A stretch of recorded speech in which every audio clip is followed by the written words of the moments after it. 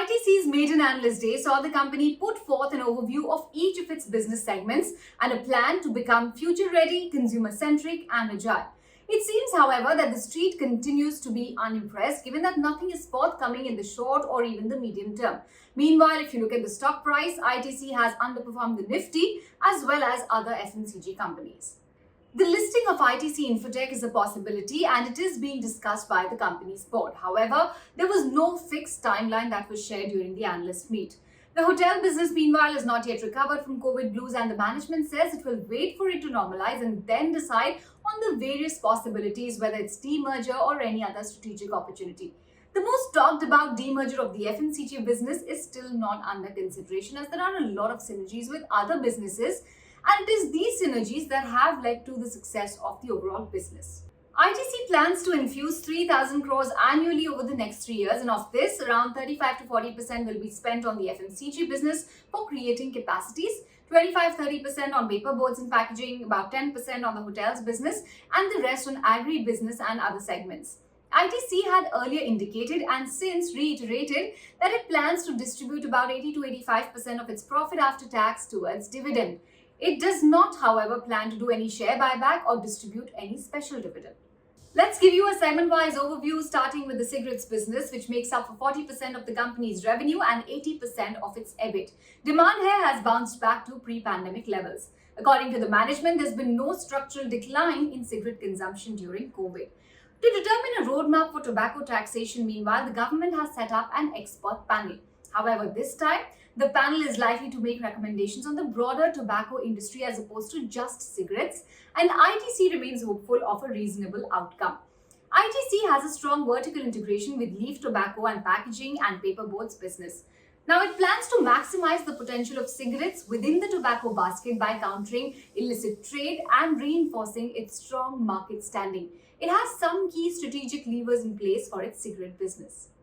Now moving on to the FMCG segment, which makes up for 25% of the revenue and 6% of the company's overall EBIT.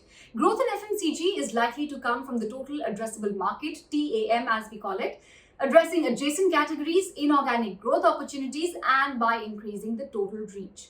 Focus on power brands, whether it's Ashirvad, Bingo, Yippee and even Savalon will be the strategy going forward for the company. ITC has managed an EBITDA margin of about 9% in the first half of FY22. This is despite very high inflation in palm oil, crude oil and even paper. It has hiked prices and reduced its costs.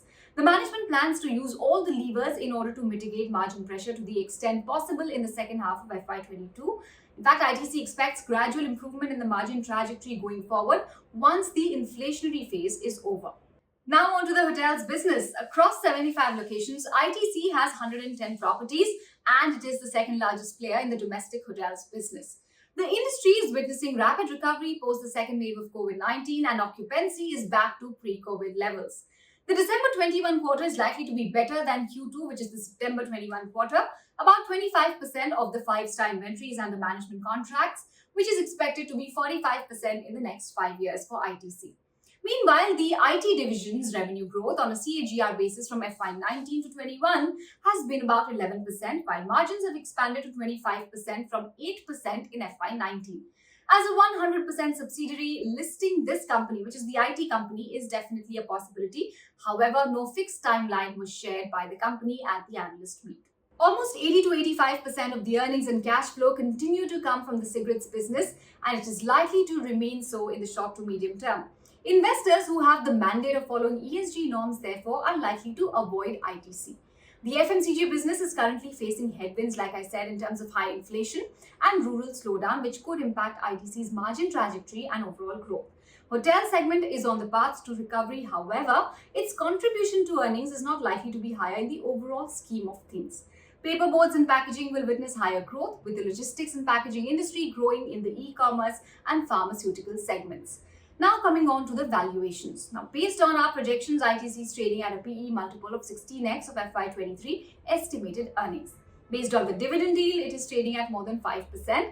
Therefore, investors with a long-term view who expect a moderate return can accumulate the stock on decline.